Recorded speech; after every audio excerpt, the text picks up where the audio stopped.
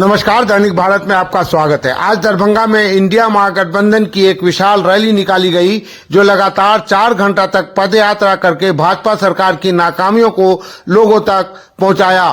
साथ ही दरभंगा की मुख्य समस्याओं जैसे ओवरब्रिज, एम्स के साथ साथ कई मुद्दों पर केंद्रीय सरकार को घेरा। जैसे जैसे चुनाव नजदीक आ रहे हैं, क्षेत्रीय पार्टियां केंद्र सरकार के वादों को की याद दिला रही है।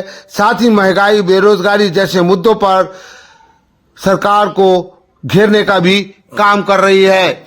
आज इसी का नजारा दरभंगा की मुख्य सड़कों पे नजर आया। आप साफ तस्वीरों में देख सकते हैं कि खास करके राष्ट्रीय जनता दल के लोग और जेडीयू के लोग, साथ ही कांग्रेस के लोग, सीपीआई के जो भी लोग थे, जो कार्यकर्ता थे, वो सड़कों पे नजर आए। पदयात्रा है एम्स के सवाल पर और रेलवे का जो पिछला परियोजना अवरुद्ध है और यहाँ के जो सांसद है वो झूठ बोल करके अब पूरे 5 साल अब पुरने जा रहा है। इसमें मखाना का माला और टोपी पाक पहनने के अलावे विकास से कोई मतलब नहीं रहा। आपने देखा है कि सेंट्रल यूनिवर्सिटी भी हमारा यहाँ नहीं बन पाया इस भाजपा के द्वारा, और एम्स के में जो बाधाएं हैं और देश के जो प्रधानमंत्री झूठ बोल रहे हैं कि एम्स का निर्माण हो गया, लेकिन दरभंगा में लोग एम्स खोज रहे हैं, नहीं मिल रहा है।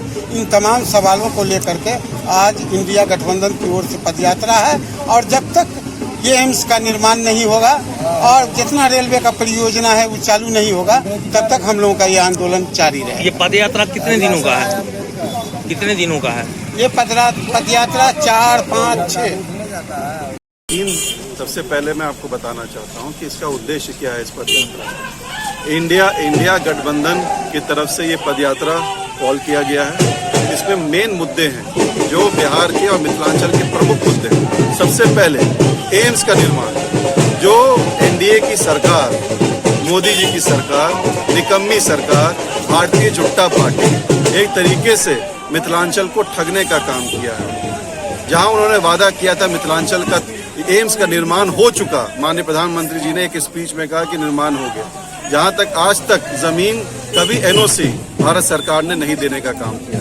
मैं नीतीश कुमार जी का शुक्रिया अदा करना चाहता हूं कि उन्होंने कई एकड़ जमीन आवंटन कर दिया आपके सोहम के पास, लेकिन उसके बावजूद भी, और ये भी कहा कि हम उसको भर करके घेराबंदी करके आपके हवाले कर देंगे, लेकिन उसका एनओसी आज तक भारत सरकार ने देने का काम नहीं किया। ये दर्शाता है कि मोदी सरकार मिथिलांचल के लिए ठगने का काम कर रही है। दूसरा, अब इससे क्या होता है, एम्स के निर्माण के बन जाने से क्या होता है, यहाँ गरीब जितने भी मरीज हैं जिनको दिल्ली जाना पड़ता है, मुंबई, कलकत्ता जाना पड़ता है, कम से कम उनका इलाज दरभंगा में तो हो पाता। हजारों लोग यहाँ से जाते हैं, लेकिन इलाज के लिए तड़पते रहते हैं क्योंकि उनका पैसा नहीं है खर्च करने के लिए। लेकिन सिर्फ सरकार ने ठगने का काम किया है। मैं नीतीश जी को और तेजस्वी जी को बधाई देना चाहता हूँ कि आज डीएमसीएच के लिए 2500 बेड आवंटन कर दिया, जिसके लिए 3200 करोड़ रुपए आवंटन बिहार सरकार ने करने का काम किया है। मतलब बड़ा निर्माण कर दिया है। तो ये डीएमसीएच के लिए बड़ी सौगात है। तो बिहार सरकार तो कर रही है काम स्वास्थ्य के अंदर, लेकिन आप क्यों ठगने का काम कर रहे हैं? यहाँ हमारे 5 साल से हमारे ठाकुर जी सांसद हैं, लेकिन कौन सा एक काम किया है? मैं तो चैलेंज करता हूँ, चाहे वो रेल के अंदर बता दें, स्वास्थ्य के अंदर बता दें, एजुकेशन सेक्टर में बता दें, कोई उन्होंने काम किया। भारत सरकार का कोई पैसा अगर दरभंगा में लेकर के आए मिथिलांचल में, मैं चैलेंज करता हूँ आपके माध्यम से, लेकिन वो सिर्फ और सिर्फ ठगने का उन्होंने भी काम किया है, और इसकी जनता इसका जवाब 2024 के लोकसभा में देगी। दूसरा सबसे प्रमुख मुद्दा है रेल ओवरब्रिज। घंटों लोग जाम में फंस जाते हैं, रास्ता नहीं है, कई मरीज तो मर जाते हैं रास्ते में। उसका रेलवे ओवरब्रिज का पैसा सैंक्शन है, आप क्यों नहीं काम कराना चाहते? क्यों नहीं टेंडर करना चाहते? क्यों सोई हुई है सरकार? आज 3 जगह रेलवे लाइन बनना था, हसनपुर सकरी रेलवे लाइन, दरभंगा से मुजफ्फरपुर रेलवे लाइन, ये सब लालू जी के जमाने में सैंक्शन हो गया। पिताजी ने हमारे खुद फातमी साहब ने ढिलाई में इसका शिलान्यास किया था, दरभंगा से मुजफ्फरपुर। उसका क्या हुआ?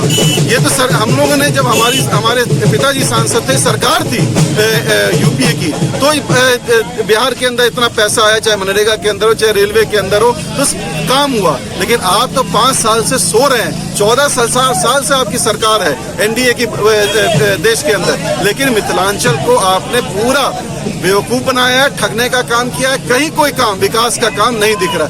इन्हीं मुद्दों को लेकर, ज्वलनशील मुद्दे हैं, इनको लेकर के हम लोगों ने आंदोलन छेड़ा है और एक पद यात्रा के माध्यम से लोगों को जागरूक कर रहे हैं कि बीजेपी एनडीए की सरकार ठगने का काम कर रही है। ये पद यात्रा कहाँ से कहाँ जाएगी? ये अभी तो 3 दिन है, उसका रूट चार्ट अभी आपको हम बता देंगे।